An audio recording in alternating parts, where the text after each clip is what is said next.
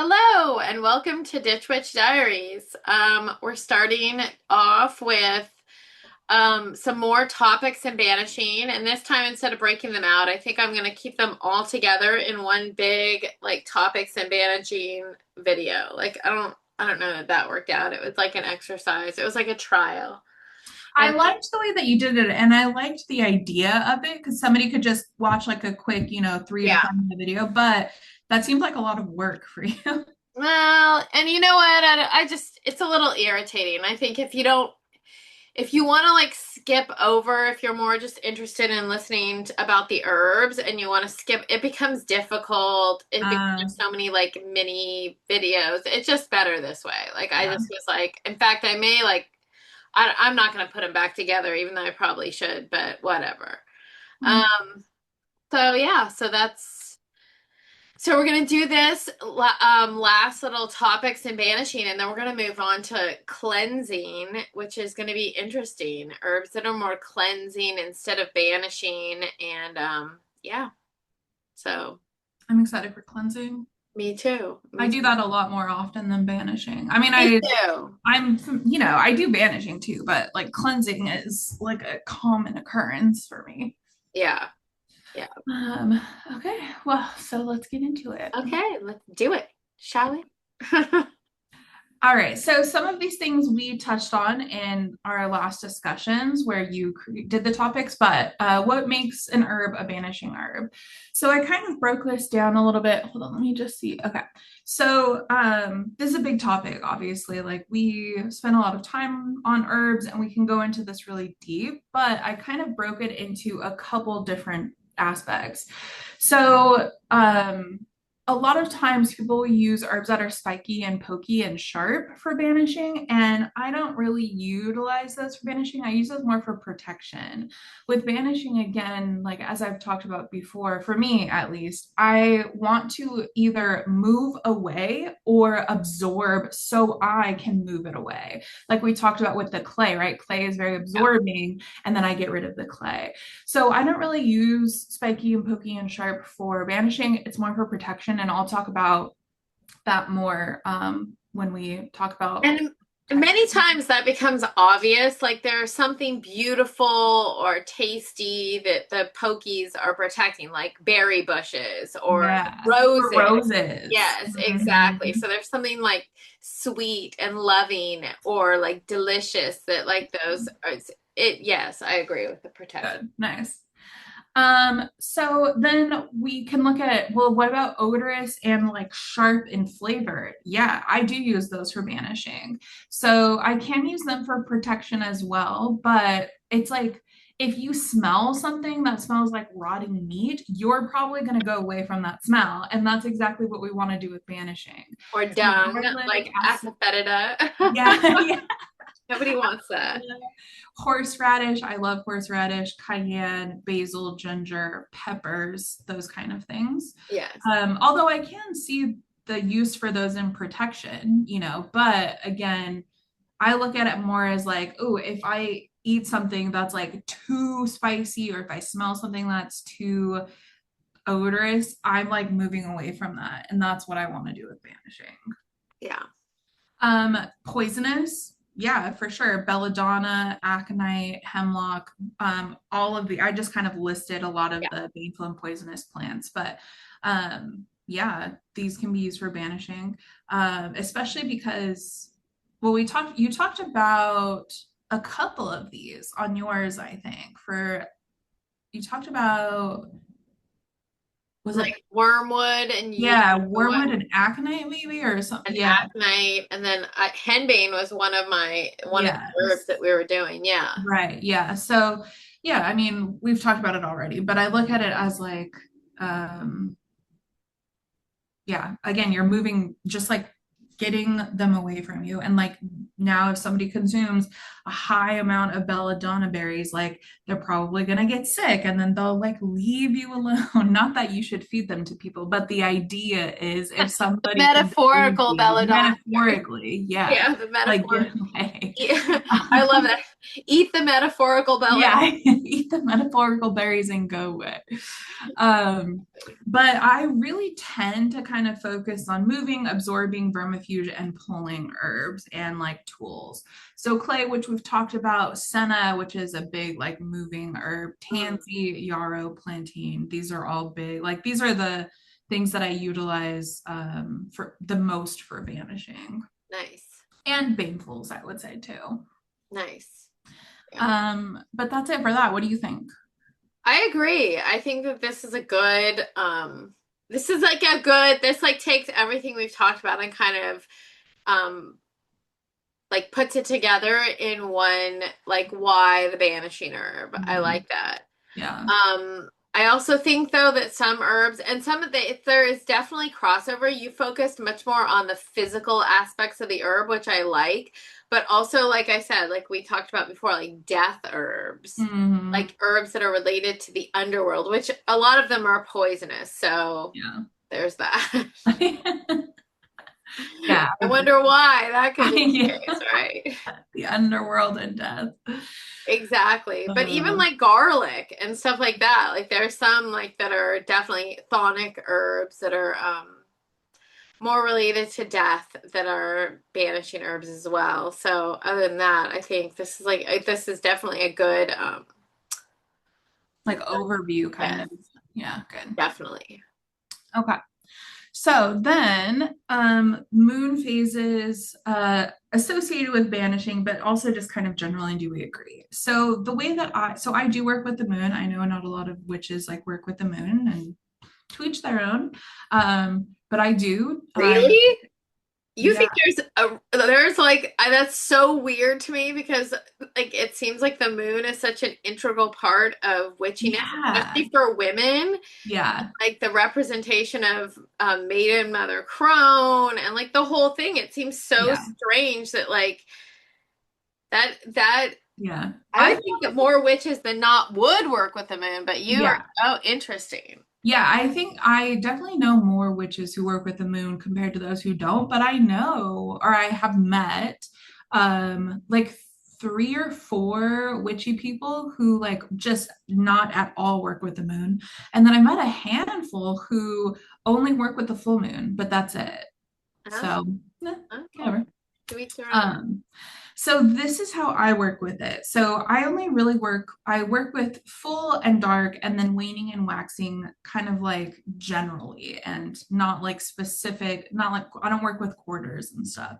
But the way that I work with it, the full moon is exuding, it's manifesting. It's like illuminating and creating because it's at the moon's fullest power.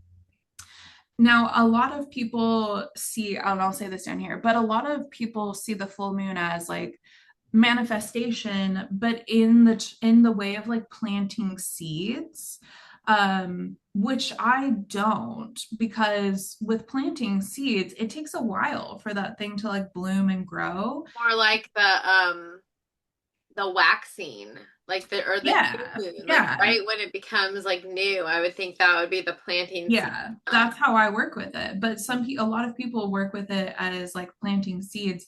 But the moon is at its like most fullest potential, its most powerful magically at the full moon. I don't want to plant my seed there. I want to like reap there almost, and like send out. And I do manifest and stuff. So waning is decreasing, releasing, ending, obviously, because it's getting smaller. And this is more so like a process, right? Not like I wouldn't start banishing at like halfway through the waning moon. I'll talk about that in a second. But if it's something that I kind of slowly want to release, and as opposed to stopping right now, like slowly releasing, then I would do that on a waning moon and like usually the whole thing, like work on like a feeding spell or something, like working on that the whole time, like every night that the moon is waning.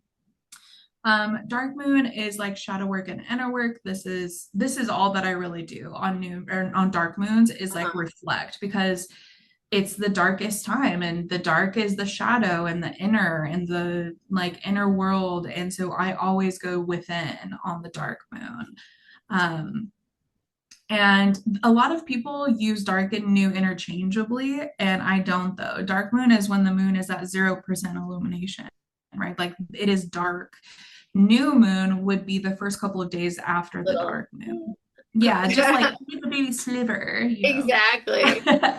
And then waxing is adding and bringing in. Again, we are looking at this as like a slow process. Yes. If I wanted to bring in like right now, then I would probably do that on the full moon. But if I wanted to like work towards something or get a little better, a little better, a little better, a little better, I would do waxing. Yeah. So this is what I have found people usually align with. So they don't talk about dark moons often. They talk about new moons, and new moons are for new beginnings, setting intentions, and planting seeds for the future, which I agree with that. Like I'm cool with that, but not on the dark moon, on like the new The moon. actual new moon. Yeah. Yeah. And also, I don't really align with the whole like, oh, there's power for like 3 days before and 3 days after. Like, if I want to do something on the full moon and I couldn't do it on like the day of 100% illumination, I would do it on the next day. That's fine. But I don't necessarily agree that like 3 days after the full moon is just as powerful as the day of the full moon. No, you know what? I have opinions about that too.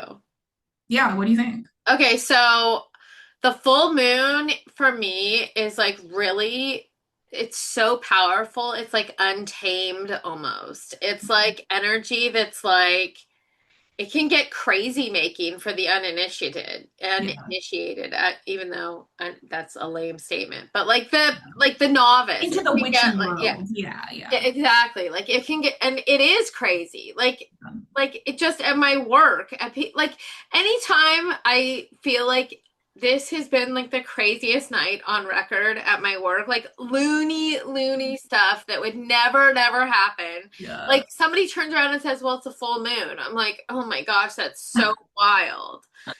It's because it's like this really untamed, unusual, powerful energy and that people aren't used to.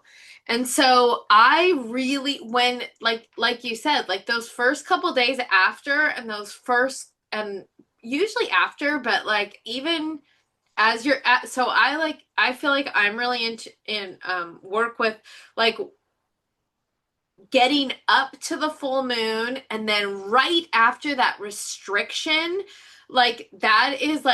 that is a really powerful time in that it's focused. It becomes like Mm, all of a sudden we're restricting this superpower into like this laser focus.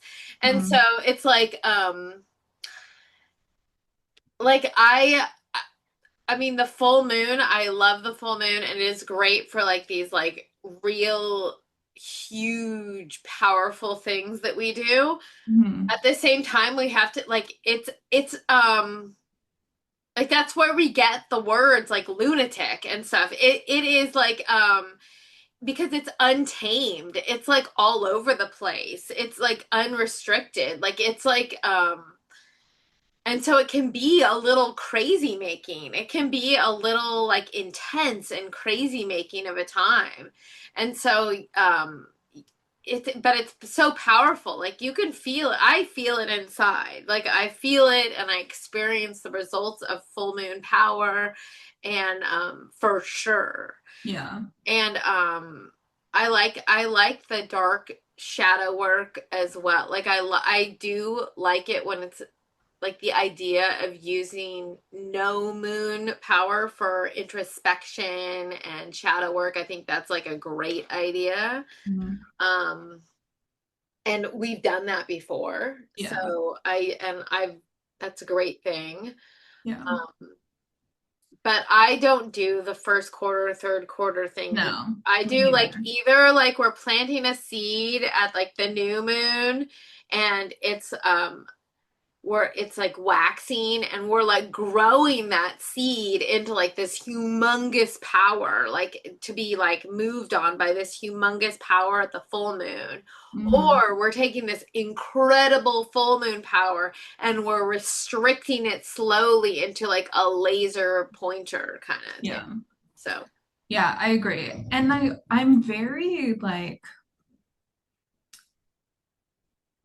I think maybe because I don't work with the quarter moons, like, we're the same in that regard. Like I work with the waxing and the waning like collectively, but not on a certain aspect of them. But I think that I almost take that like energy or that like attentiveness that people would put on the quarters, and I put that more into my full and my dark, I think. Like it's kind of hard to describe, I think. But for example, with the full moon, I light a candle all day. Like I wake up until the time that I go to sleep, like I am lighting that candle. And if I'm staying home and like staying in my room, I'll keep it lit all night too.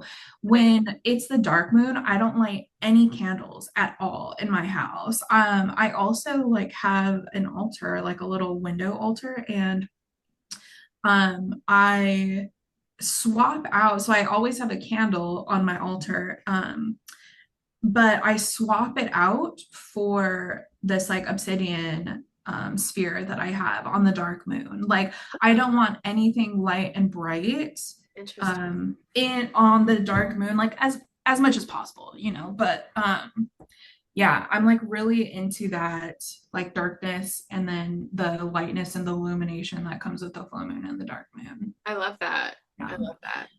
And Um, are there well, I think naturally because of the work that we're doing during that time, there's certain herbs that kind of go along with like ah, yeah, I mean, hold on, sorry, I'm like lowering my okay, shades I because the saw sun is you being bright in my blinded. I know. um yeah, so I tend to that would be like a good little section for us to do too, like what herbs work with the moon phases. Love But it. I kind of just see what I'm pulled to that month, but I do have often kind of go-tos like my absolute love for calendula. Calendula is like a very bright like full moon for me, Yeah. even though it's kind of counterintuitive because a lot of times we associate calendula with the sun. But I like it as like the illumination that comes with Which the is funny because it's such like it's used so much in death work too, especially by our witches, our curandera mm, witches. Like it's such a and brujas. It's such like a it's such a death. It's used in, like on altars, death altars, and things like that. It's associated with Dia de los Muertos. It's like definitely like I would, yeah. And yeah, it's not really, what did you call it?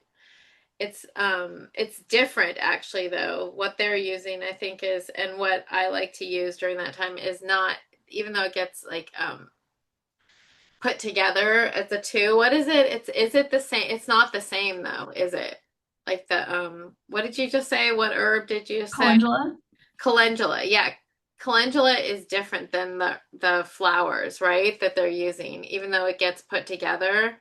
I don't know if they're different or not, actually. I mean, I know that they do use calendula a lot, but I don't know if they like just tie it with some other plant. Let me see. Hold on. Calendula is the flowers. Are they? Let's see. Yeah, calendula is Yeah, like, calendula is used on like ofrendas and stuff, but I mhm. think that there's other Dia de los Muertos. There's another Dia de los Muertos flower. Hmm. Um, let's see if I can find it. Anyway, but I think that it's interesting that those flowers are associated with the dark as well, even though they're Yeah, so bright. So it's kind of like the brightness in the dark, just like the way yeah. we're using them. Which I think is a beautiful, like, association with the full moon because the moon itself is very dark, right? We usually look at the Uh-huh. sun and the moon, and the sun is full of brightness and day, and the moon is very dark. But Yeah, if you have the full moon, it is like the brightness and the dark. I like exactly. that. Yeah. And then, so for full moons, I often will use like bright herbs, whether this Uh-huh. is bright smelling or bright looking. And then for the dark moon, I tend to use roots. Dandelion Oh, root is like my favorite go-to, but I use a lot of roots perfect. because we're going deep, right? We're going like, Yeah. Ooh, I love that. yeah. So marigold is Yeah. yeah, so marigold or calendula is like it's a like just big bright, yeah. So Yeah. Very like yellow or orange usually. mhm. Um, so the way that a lot of other people work with the moon, though, so new moon, again, they don't typically, from what I've heard people talk about, people don't usually talk about the dark moon. They usually refer to that as the new moon, which is planting seeds for the future, which I agree with that for the new moon, but the actual new moon, not really the dark moon. Yeah, And exactly. The actual where there's yeah, actual light. yeah, Just yeah. begins like that Yeah. first day. Exactly. First day, yeah. Which is also why, like, and is related to why I don't do like the whole 3 days before, 3 days after. And again, if I miss the full moon, like sure, I'll do it the next day. That's fine. I'm not gonna like get hung up on a day like that. But I also believe that if you're doing it one day after the full moon, you're losing some of the full moon power, you know? Well, it's already getting focused down into Yeah, that diminishing, like it's yeah, already getting restricted. It's kind yeah. of like that restriction. So, Yeah, exactly. But with the dark moon, I don't really, the dark moon, my dark moon workings. So we talked about shadow work last time, and I do a lot of shadow work. I love shadow work. I try to do shadow work at least some like minor aspect of shadow work every day. But for the dark moon, I do shadow work rituals, like full setup, full spread of shadow work. Now, if I can't do that on the dark moon, I'm not going to do that on the new moon. I'm not going to do that one day late yeah. because we're already starting to bring in the illumination and I'm not going to do it. Yeah, Now, exactly. It kind of like, yeah, yeah, it I goes might still against what do we're doing. like shadow work for sure because you can do shadow work at any time, but I'm not going to go full ritual spread. Yes. So first quarter usually is about like reinforcing intentions, pushing through challenges, step towards the new goal, which is also kind of strange because the first quarter is waning, I believe. And right, is the first quarter waning or is it It's waxing? waxing. Yeah, it goes like, yeah, it's getting Okay, bigger. okay, So it okay, is. okay. Yeah. So then, yeah, fine. I agree with that. That's fine. Full moon usually is about releasing what no longer serves you, which I disagree with because if I'm going to do some type of releasing, I'm going to do it during the waning when it's Yeah. getting smaller. I'm not going to do it when the moon is at its full power because I feel like that would align more with bringing in. Somebody said I don't do necessarily protection during the full moon either. No, I me feel neither. like it's way too chaotic of a Yeah, energy to like I feel like protection is along with this whole banishing, cleansing, protection. Like it's like part of like focusing that energy into like protecting like the dark bits actually maybe, yeah. you know? And like, I don't see the act of protection itself, whether you're protecting your home or protecting your loved ones or protecting yourself against a force or whatever. Protection is like a dark act, right? I'm not gonna be like, oh, love and light and protection and flowers. It's like, no, protection is to protect myself. This is a serious thing. And I associate that more with like darkening or darkness, not light. That And it seems not strange. putting yourself out there. Like I feel like Yeah, love and light is about like confidence and like yeah, courage and like putting yourself out there, not about yeah, like even though it can be protecting can be an act of courage, but it's a yeah, different thing. Like yeah, it's like putting yeah, boundaries up. It's like, like yeah, full hedges of boundaries. yeah, Not like just being out there. yeah. So Yeah, definitely. So strange. And then third quarter is releasing, letting go. I might have done those backwards, I don't know. But I just, yeah, I Right. don't do the quarters. Right. I don't know. So for banishing, as we've already said, but I would typically work with the waxing and I would usually do it like, unless I'm going to do a full feeding spell of banishing, which I usually don't. I mean, you could, but I usually don't. I usually do a banishing working like in one day, right? One setting. And so I would usually do it the last couple of days going into the dark moon. That's usually when I'm going to do it because I want, Slaps it down. yeah, Like something. exactly. I want there to be like a little bit left, right? I want to take this thing, this little bit of lightness, this thing that I'm banishing, and just like, Exactly. 100%. yeah. So that's moon phases. Anything else to add for that one? No, I think we've covered it. I Yeah, like that. it's a good one. It is. Okay. So then we have how to make natural inks. I know it looks like ints up here, but this is a K. I triple checked. But I see the little like ding ding yeah, at the the top little though. Yeah. so we talked about we're talking about natural inks because we talked about inks when we talked about the clay workings with banishing and Yeah. writing and stuff.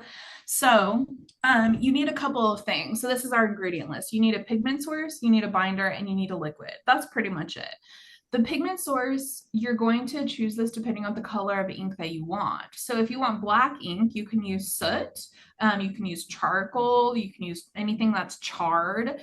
You can also use like pokeberries. Now, a lot of berries will end up not being black. They'll usually end up being like a blue or a purple. But I Hmm. have seen that if you make the pokeberry concentrate pretty like a high ratio, then it can come out black. Yeah. For red or pink, you can use beet juice. You can use madder root, rust, raspberries, chokeberries, hawthorn berries. A lot of like red berries are going to come up red or pink in the ink. Yeah. For brown, you can use walnut hulls, which I had never even thought about before, but that's I have some of that ink. Look, I made some. Yes, hold on. nice.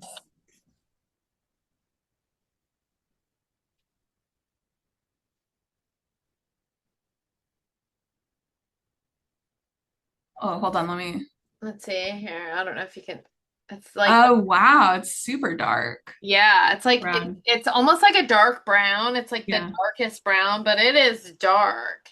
Yeah, that's what a lot of people are saying, like using walnut hulls. Because I use coffee or tea usually, which does give you brown, but it's kind of like a light brown. But a lot of places in my books and stuff were saying, like, if you want a darker brown, use walnut husks. And I have a whole book on that. Like I'm like I cannot wait to get my books all back because I have a Mm, whole book on making natural inks that I got. nice. Um, but I just wanted to okay, go ahead. And then when you're done, then I will draw people's Okay. attention to this. Okay. So brown, walnut hulls, coffee or tea. With if you want green, you can use anything that's really chlorophyll rich, like any plants that are like super, super green plants are gonna give you green ink. And then purple or blue are like usually berries. So blackberries, blueberries, elderberries, that kind of stuff. Then for a binder, there's a lot of different types of binder. Usually, though, you're going to use gum arabic. What's And the then, stuff? There's also, hold on, there's another one that's like you put to when you stiffen egg whites for meringue. Like it's like what is it? Dang it, hold oh on. yeah, it's like a white powder. Yes, yes. Oh my gosh, it's gonna kill me. Hold on, now I gotta look it up. I wonder if it's not arrowroot, but I wonder if you could use like arrowroot. Um, the name always makes me think that it smells bad, but it doesn't. No, it's kind of weird tasting too. I've like Yeah. put some in Oh, my what is it mouth called? because um what is it called? Starts with an A too. Cream of tartar. That's it. Thank you. Yeah, I every time I hear that, I'm always like, that's it. It sounds like it's going to smell bad, and it doesn't. But Yeah, cream of exact. tartar. Thank you for finding that. Yeah, I could not find that for the life of me. I know. I had to look up like I looked up powders used in baking because Yes, that's it's what came up. killing me. Yes. So cream of tartar can be used Yes. as a binder. And then with liquid, you can use water, you can use wine, vinegar, or alcohol. You can use most liquids. Just usually the liquid that I use is going to depend on the purpose. I mean, same with the pigment source. Like obviously the color of pigment I'm going to use is going to depend on what I'm using the ink for, but also the liquid is going to be, which we'll talk about more on the next slide. We'll go to the next slide and then we'll have our combo. Okay. Okay, so preparing the pigment. Let me see. Oh yeah. Oh, I do have a couple slides on this one. So preparing the pigment. So for soot, if you want to do soot, then you're gonna usually use like a spoon or a plate or something where you hold it over a candle and cook it until it's like coated in that residue, and then you scrape it off. You could also like put something anything really into um, the spoon and do it. You could also use like if you burn a candle and then you get that sootiness. Usually I don't because I use like wax base, but if you use especially paraffin candles, you'll get like that sootiness around the edge. Like you can use that too.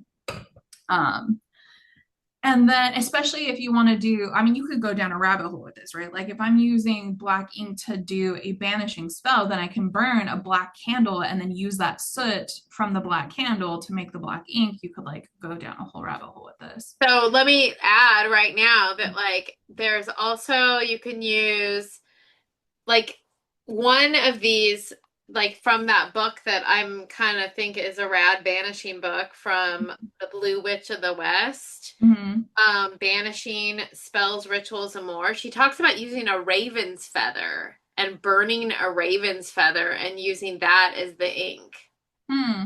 and calling it raven's feather ink.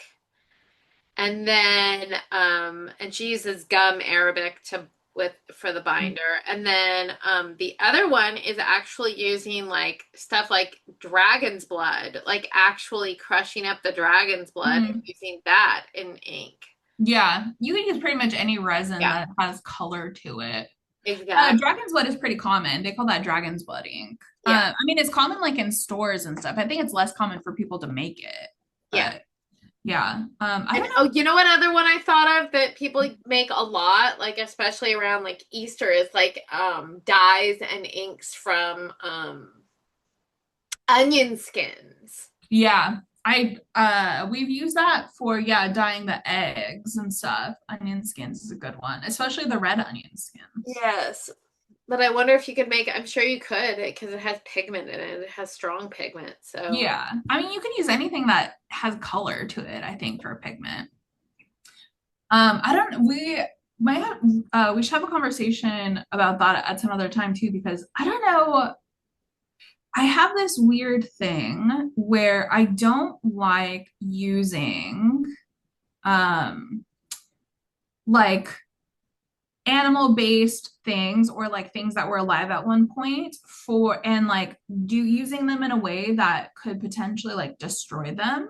So like I love using shells, but a lot of people use shells as ashtrays and that like pains me emotionally. Like it's so common and it makes sense that you would use it as like an ashtray, not even just for smoking. I mean, for smoking, sure, but even for like smudging, they use that to as like their ash, like their tray for ash.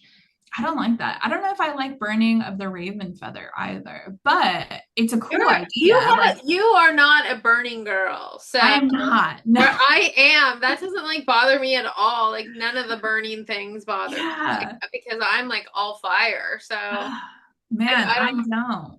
yeah. And you know what? I do burn, like I burn stuff, but there's such an association like that is cemented in my mind of burning to destroy that I don't like using something beautiful like a shell as to do with anything with fire, even though it's so common. Like an Yeah. abalone shell, even like a Yeah, it's so common, but I can't. I just yeah, I don't know. I think it depends. Sometimes it adds to like the, especially like if you, yeah, sometimes I would. do that. Yeah, like Yeah, I think it's common. I think I'm the odd one out for that one for sure. But I don't have a problem with that. yeah, Or like even burning the raven, like as long as, I mean, I'm not into like, I mean, some people, some witchy situations or religious situations even actually kill animals and yeah,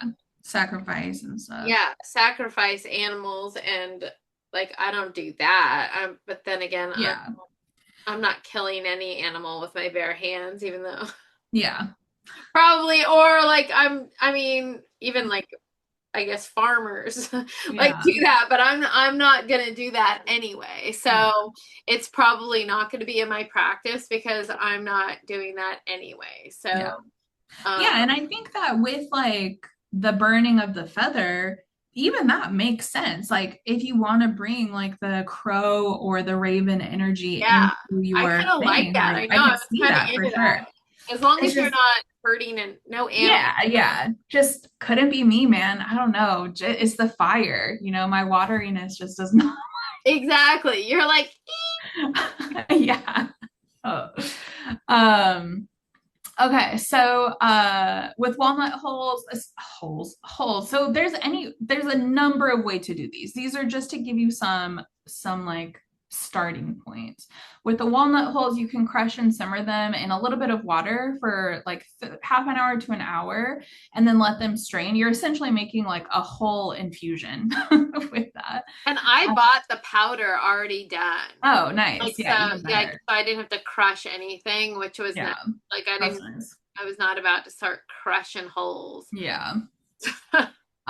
So anything that's plant-based, so especially we're talking about like the greenery, or any flowers or whatever, you're gonna crush them and then again make an infusion with them.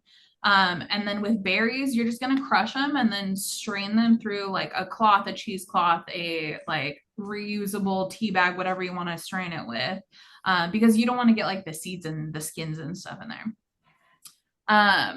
So then you're going to mix the pigment in with the binder. And so in like a little jar, you're going to mix a little bit of the pigment, which is the like processed and dried, whatever you used, with about a half a teaspoon of gum arabic powder per 2 tablespoons of liquid. Now, again, you can use other things like cream of tartar. I don't know what the ratio of that is though, because I usually use gum arabic, but whatever. And then you're just gonna keep stirring it. Now, the gum arabic will, or the binder in general, is gonna make the ink flow pretty well, and so it's not gonna come up out so blotchy, and it's also gonna help the ink stick to the page. So you need a binder. Now, you don't have to use a binder. You don't have to do anything that you don't want to do except dye, right? But you are like having the binder is gonna help it like darken and stick to the paper. Now, if you just want to crush up some berries, throw your little like stick or whatever you want to use to write into that berry juice and write, you are more than welcome to do that. But it's gonna come out a little splotchy. It's not gonna stay very well. And then adding the liquid, you want to slowly add the liquid for whatever you're using until you get the consistency of like runny paint. So usually I would use vinegar for banishing, self-explanatory, I think. If I'm doing something with like love, like self-love or a beauty spell, I would probably use wine. If I'm just making like an use all type of ink, I would probably use water. Whatever you're aligned with.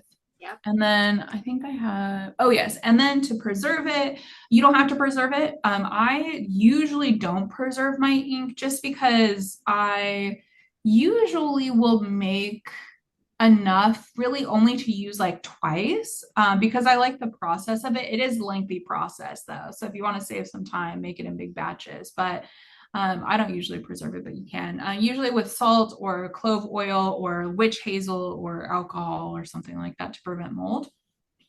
And then if you do want to store it, just keep it in a jar with the lid closed tight. You want to shake it up before each use because you're going to have some sediment. And it can usually last weeks to months depending on the ingredients.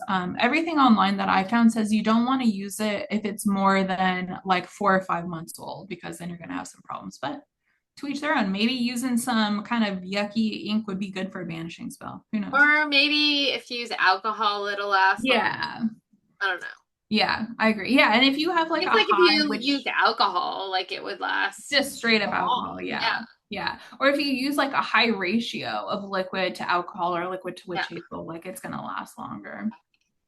So then we have some themes. Oh, I kind of already said this, but for banishing, I would usually mix it with like some type of soot, like candle soot or something, and vinegar.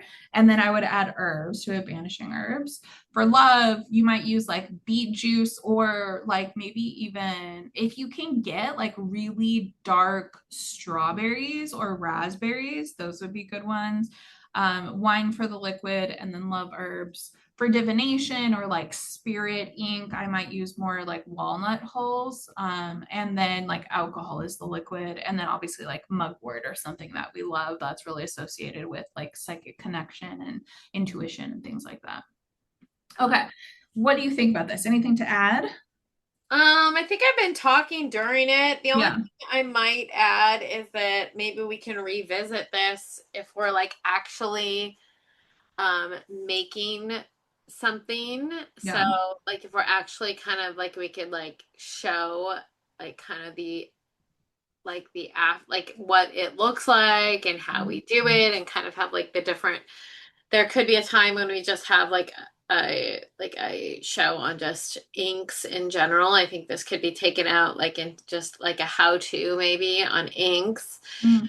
Um and like I said, like I have like a whole book on natural inks that's packed away that it's probably down at my boyfriend's house right now because it was part of like the mold situation in my house. So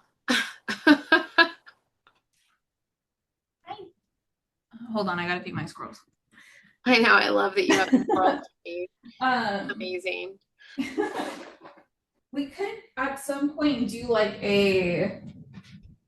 co-creation process, kind of like we did with the clay, right? Where we can have something that we like make together while we tape it.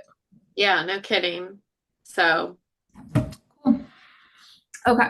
Um, yeah, so there we I had have it. something else I was going Naturally. to say about that, but I don't remember. Okay, so let's go on to the next one. So, Oh, yeah. Oh, wait. create. Before, go back, go back. So Yeah.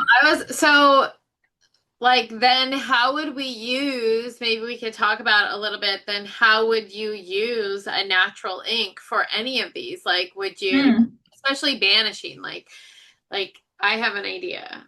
So like if you're like banishing it like a person who's named or an entity, or you could write it down and then cross it out with the banishing ink, or you could write your like sigil if you're using that, or a rune if you were using that on your banishing ink, and then like if you're burning that paper or burying that paper or burning it and then burying it. So yeah. Yeah. Yeah. Yeah, we talked about that a little bit when we talked about like the clay situation where not situation, but the clay like working where um the second option, which was like making the container and then putting like writing on the paper, the person or the thing that you're banishing, and then Yeah. putting the paper in the clay and then destroying it that way. Like, yeah, definitely using the ink for that. Or even if you wanted to use the ink to like carve and write into clay, or it doesn't have to be clay, whatever, like you could use Yeah. that. I love it. Um, yeah, I like using inks. I use ink a lot. I used to have special pens that I would use for my workings, and I still do sometimes. But I like making my own ink and using that in my rituals for sure. Yeah, and so would you, yeah, that's another question. So you do have special kind of quills, or do you have like special pens that you fill up that you get at like your local art store or Yeah, I so I used to have a quill, but it broke, which is a bummer. But now I use the I would get it, but I think it's like buried under all my new rocks. But I use like I forgot what it's called, but it's glass. It oh, looks oh like, yeah, yeah, I've you seen it. know, yeah. And Yeah, so I've seen I one. like those more than the quills, honestly, because you don't have to dip so much. Like with the quills, I was dipping for like every letter, sometimes twice for a letter, depending on how big I'm writing. But with the glass ones, the ink like kind of absorbs into these grooves of the tip. And so I can usually write like a whole word and then I just have to redip after the word or Wow. even two words. So I like the glass one better. Okay. Good to know. Yeah. And I have two actually. I have a like a smoky dark glass one, which I use for darker stuff, and then I have a clear glass one. Awesome. Yeah.